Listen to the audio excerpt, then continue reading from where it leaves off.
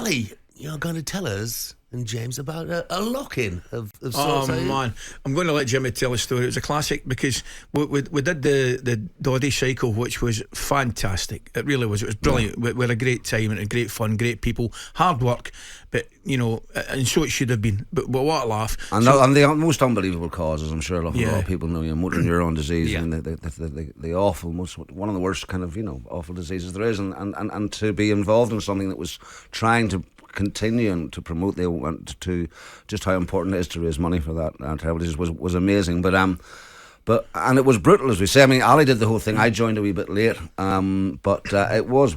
I mean, it took a wee while to be able to sit down comfortably. I don't know how you found it. Well, I swear to God, we arrived in Paris for the next 4 days. I was walking about as if I had 2 hairs on my backside tied together. Honestly, it was absolutely ridiculous, Jeff. I thought my backside was tuna cardinal. I'd tell you, the way we were limping around the Eiffel Tower, it was hilarious. You just thought it was.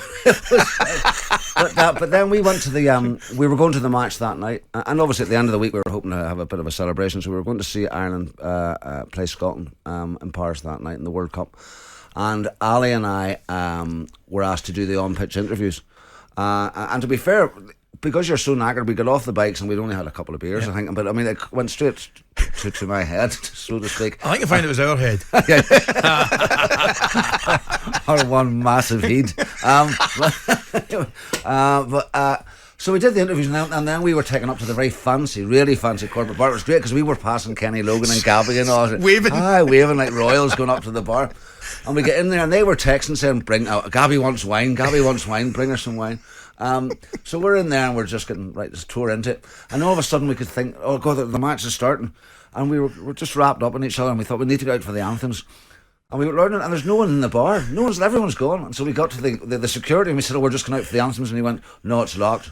I can never forget Annie McCoist and Jimmy Nesbitt looking at each other, having just been told, you're locked inside a bar. It's Christmas again.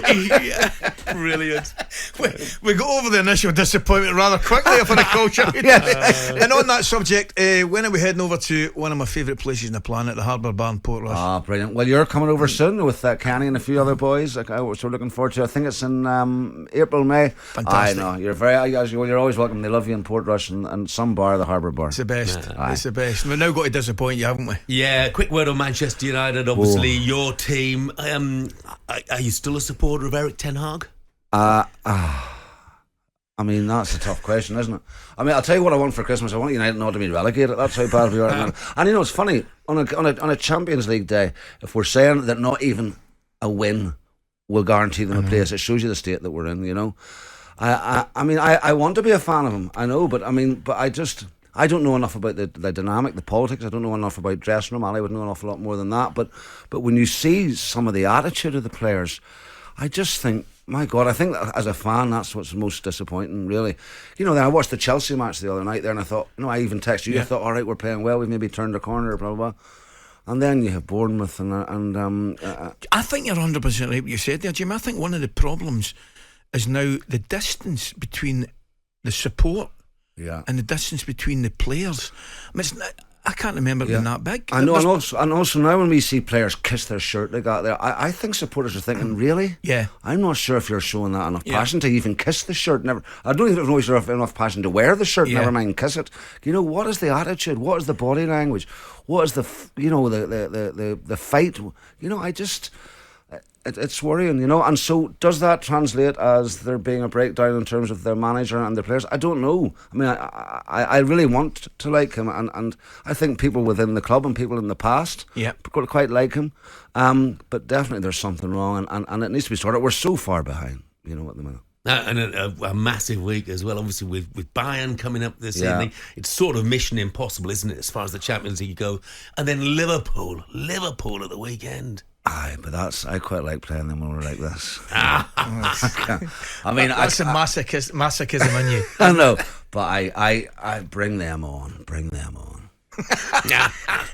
There you are. You were doom and gloom no more than 3 seconds ago. The mere mention of the one. I tell you, I've got a fella I met 25 years ago on a train. Kevin, he's on my phone as Kevin Scouse, and I think he worked in the railways. Met him one night in a train. Big Liverpool fan, big United fan. And we text each other every single match, or sometimes we go years without it. The other night, and it's always the text is always oops.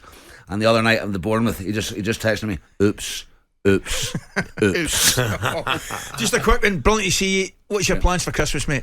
Christmas is in Portrush with my big girls, Peggy and Mary, and family, and I'll be swimming in the sea on Christmas Day morning. Will to you? get rid of Christmas. I swim I'm a sea swimmer. Whoa! But it's more important at Christmas somehow. There's a few wee cobwebs to get rid of in the mornings, and that'll sort me out in the Atlantic. And then lunch at my sister's. Can't wait. Fantastic.